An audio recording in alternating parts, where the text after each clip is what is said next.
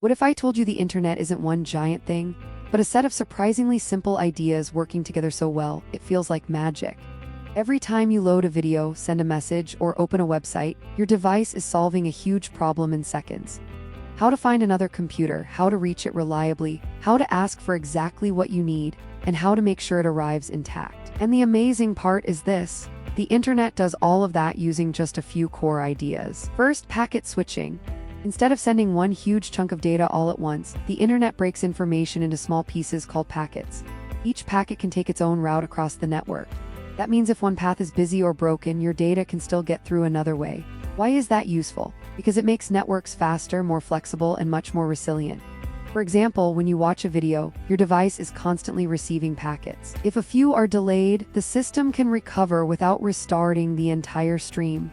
That's why the internet can survive congestion, outages, and massive traffic spikes. Second, every device needs an address. That's what IP addresses do. They tell the network where data should go, kind of like a mailing address for your computer or phone. When you type a website name like youtube.com, your device uses the domain name system, or DNS, to translate that friendly name into an IP address. So instead of memorizing numbers, humans use names and machines use addresses.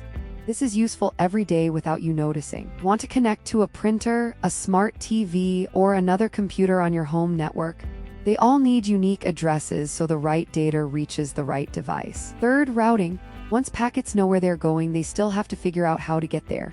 Routers are the traffic managers of the internet. They look at packets and decide the next best hop over and over until the data reaches its destination. This is powerful because there is no single road the internet depends on. It's more like a giant web of roads constantly adapting. If one route slows down, routers can choose another. That's why you can send a message from one side of the world to the other in under a second. Fourth, protocols. Protocols are the rules that make communication possible. They say how devices should talk, what format messages should use, and what to do when something goes wrong. Think of them like the grammar of the internet. Without shared rules, devices would just be shouting nonsense at each other. A few examples matter a lot. TCP helps ensure packets arrive in order and get resent if they are missing. That's important for things like file downloads or web pages. UDP is faster and lighter, which makes it useful for live gaming or voice calls, where speed matters more than perfection. So depending on the task, the internet chooses the right kind of conversation. Fifth, layering. One of the smartest ideas in networking is breaking the system into layers. Each layer has a job. One handles physical transmission, another handles addressing, another routing, another the application you actually use.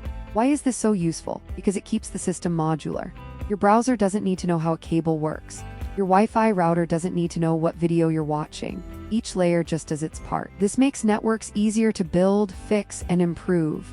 If your internet slows down, you can troubleshoot the Wi-Fi, the router, the DNS, or the website itself instead of guessing blindly. So the internet runs on 5 big ideas: packets, addresses, routing, protocols, and layers. Simple on their own, but together they create one of the most powerful systems humans have ever built. And once you understand these ideas, the internet stops feeling like magic.